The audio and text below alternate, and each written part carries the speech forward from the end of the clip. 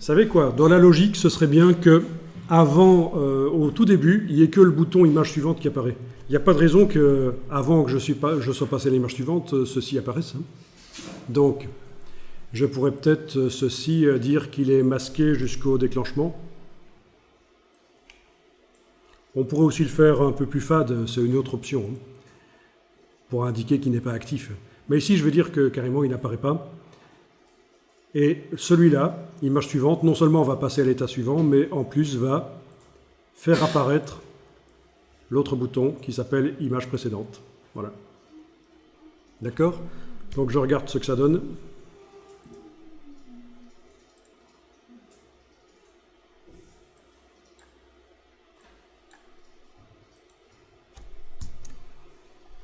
Voilà.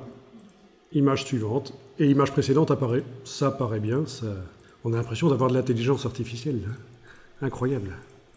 Alors que c'est bêtement de la programmation de base de chez base. Hein, sans vouloir faire de pub. Pour les téléphones. Voilà. OK? OK. De toute façon, votre bouton image suivante, là, vous l'avez. Même si vous n'avez pas fait le bouton image précédente, vous avez le bouton image suivante. Ça marche dans la fenêtre là de preview du EPUB, mais dans un PDF interactif, ça ne marchera pas. Alors, vous pouvez éventuellement tester ça. Vous pouvez exporter au format PDF interactif. Et vous allez voir que ça foire dans le PDF. Voilà. Je suis dans le PDF interactif. Je clique. Alors là, le bouton là est apparu, ça marche. Mais par contre, pour passer à les images en revue, ça ne marche pas. Ah oui, on a un petit cadre gênant ici.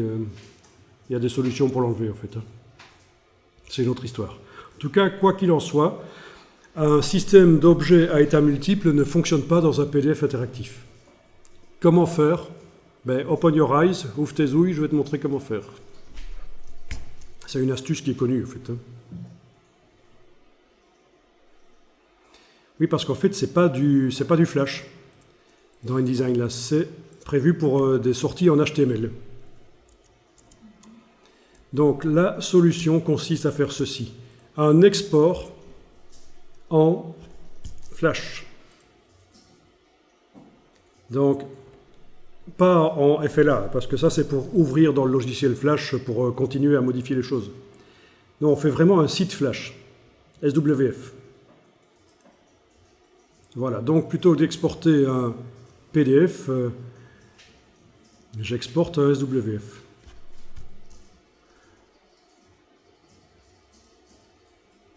Je vais même le mettre dans un dossier parce que ça va me faire peut-être plusieurs petites choses. Je vais appeler ça export SWF. Il devrait y avoir plusieurs petites choses, une page HTML, un fichier SWF. Voilà. Donc j'ai créé un nouveau dossier rien que pour lui en fait. Hein. Sinon ça devient la foire. Voilà, ok, je vais exporter ça.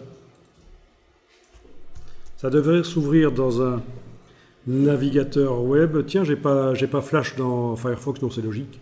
Je crois qu'il n'y a plus Flash dans Firefox. C'est pas grave. J'arrive pas à vérifier que ça fonctionne, mais en tout cas, il est là. Il est dans son petit dossier. Là, export SWF. Il est là, voilà. Un fichier HTML, un fichier SWF. Ok, le HTML ne va pas me servir, en fait. Il sert seulement à visualiser le SWF dans un navigateur web. Ce qui m'intéresse, c'est le SWF qui est là. Donc, dans un nouveau document interactif, où est-il? Ah mais non, pas impression idiot web. On fatigue. Dans un nouveau document 1024-768, j'importe quoi?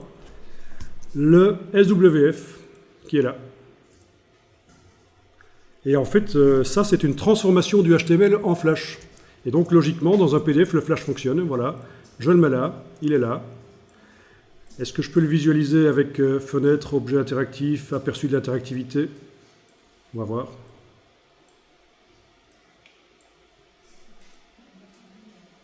Non, on n'arrive pas à le visualiser ici parce que le Flash ne fonctionne pas dans les EPUB.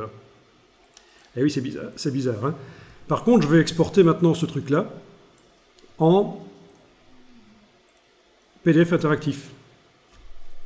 Donc le document InDesign qui contient le SWF, qui est une transformation d'un autre document InDesign. Je vais l'exporter en PDF interactif et normalement, le diaporama va fonctionner.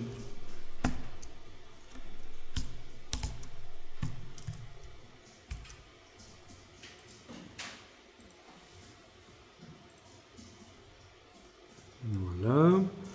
Oui, il faut cliquer pour activer Flash, mais dans le panneau multimédia, je pense que je peux l'enclencher pour qu'il, dès qu'il s'ouvre, ça fonctionne. Alors voilà, image suivante, ben, ça marche. Hein. Là, ça marche, voilà. On a transformé un truc qui n'était pas prévu pour du PDF interactif, on l'a transformé en un truc pour du PDF interactif. Donc l'astuce, c'est d'exporter en SWF et de le réimporter dans un autre document. Je veux dire, quand vous faites un diaporama avec des objets à état multiples, vous le faites dans un document à part de votre document principal.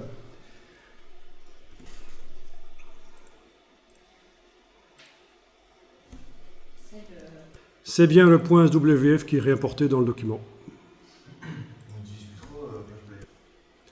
En effet, Flash Player, le Flash on n'utilise plus trop. Donc, dans le PDF interactif, c'est encore utilisé.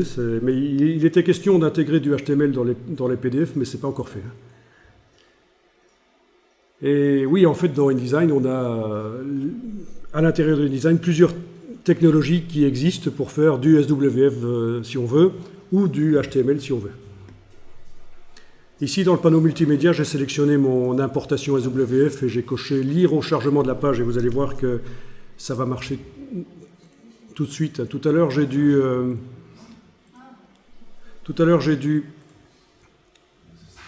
quand j'ai ouvert, j'ai dû cliquer pour voir apparaître les choses. Là, je ne dois pas cliquer. Hein. Donc, voilà, ça marche.